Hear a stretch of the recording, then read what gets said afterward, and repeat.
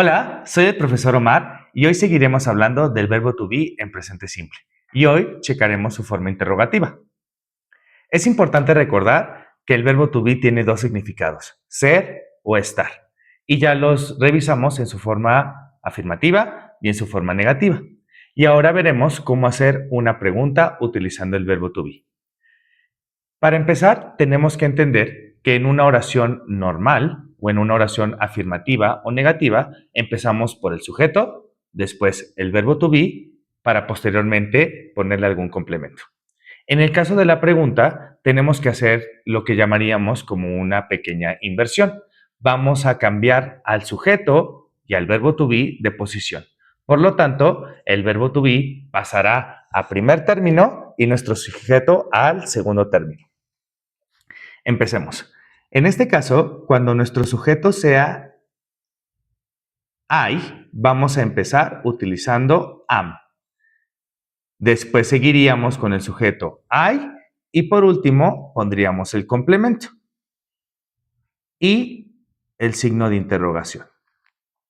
Después seguiríamos con you. Nuestra pregunta empezaría con are para después ser seguida del sujeto you y después el complemento y el signo de interrogación.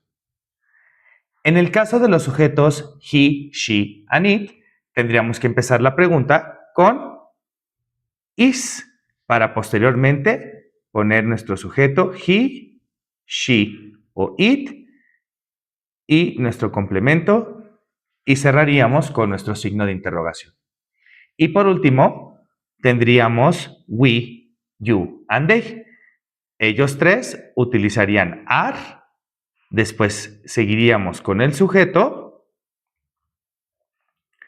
nuestro complemento y terminaríamos con el signo de interrogación. Este tipo de preguntas, las preguntas que empiezan con lo que nosotros conocemos comúnmente como el auxiliar, se les llaman preguntas de sí o no, o yes, no questions. ¿A qué se refiere esto? Como su nombre lo dice, son preguntas que buscan como respuesta un sí o un no, un yes o a no. Por lo tanto, cuando nosotros queremos dar la respuesta, vamos a utilizar tanto las palabras yes como la palabra no, más el sujeto, más el verbo to be, en su forma afirmativa o negativa, dependiendo de la respuesta que queremos dar. Por ejemplo, si yo tengo una pregunta que dice, ¿Are you a teacher? ¿Are you a teacher? Tenemos dos posibles respuestas. Yes, I am. O no, I am not. Y eso es algo que haríamos con todos los sujetos. Por ejemplo, ¿Is she at home?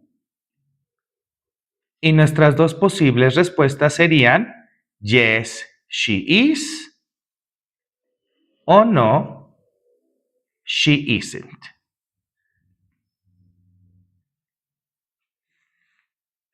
Ahora hagamos un ejemplo en plural. ¿Are we family? ¿Somos familia? Las dos posibles respuestas serían yes, we are, o no, we aren't.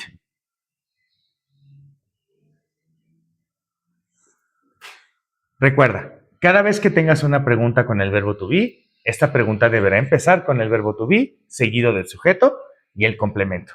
Y en la respuesta utilizaríamos yes o no, más el sujeto, más el verbo to be correspondiente a si es positiva la respuesta o si es negativa. Eso es todo por el día de hoy.